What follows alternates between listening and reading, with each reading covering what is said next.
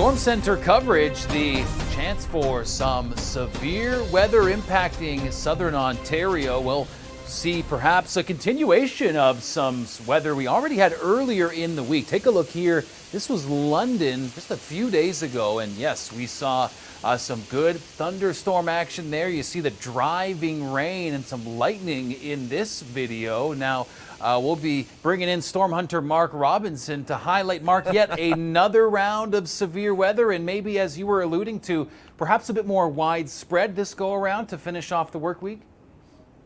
Yeah. Now, if the viz you just showed is the one I think it is, I think that was my stuff, and those winds were anywhere between, I'm going to say 60 to maybe 90 kilometers an hour. That's sort of on the low end of some of these downbursts that we may see with this line of storms.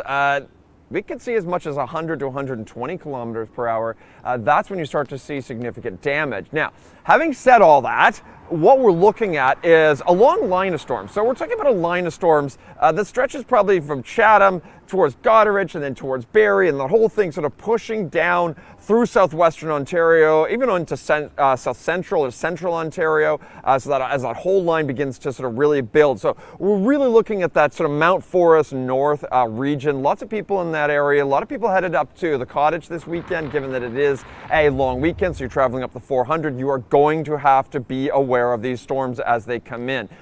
As I said before, the biggest danger is going to be those strong winds, but it's also going to be blinding rain as you travel on the 400. So if you think back to winter, I know I'm taking it back there, you know, those snow squalls, that's the sort of thing. Take the same sort of precautions you would if you're going into a snow squall. So slow down, be aware, and be aware that you may not be able to see. The storms will pass, and you can continue on. If you have to get off at an exit and just wait for it to go by, that's even the better plan. Now, having said all that, there is the possibility for a few spin-ups along the line. We often get these in the stronger storms. Now, where exactly those are going to be, that's always the million-dollar question, because these ones, you really have to watch as the storms are going through. So if you do get a tornado warning on your phone, take it seriously, and just prepare for the storms to come through, get into shelter. And we've gone through tornado safety many, many times on this, but having said all that, I'm not going to that's my favorite phrase right now. Lightning, biggest danger of all when it comes to any kinds of thunderstorms. So please be aware, because this afternoon I'm going to be out and about, and that never bodes well for the general public when I'm running around in my professional capacity.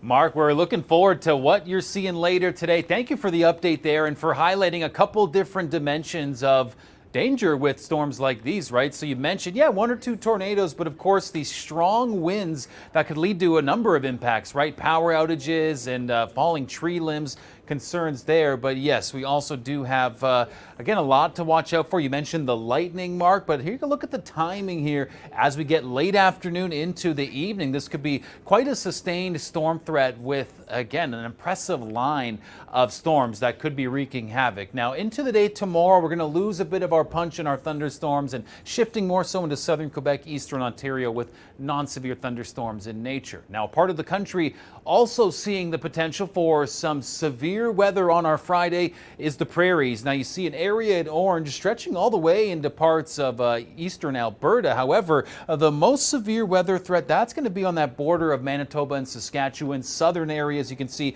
Brandon right on the cusp here, where we also have one or two tornadoes potentially in the forecast, and some heat and humidity helping to drive that storm threat. So eyes are on southern Ontario, but certainly tracking southern parts of the Prairies as well for some severe weather on our Friday.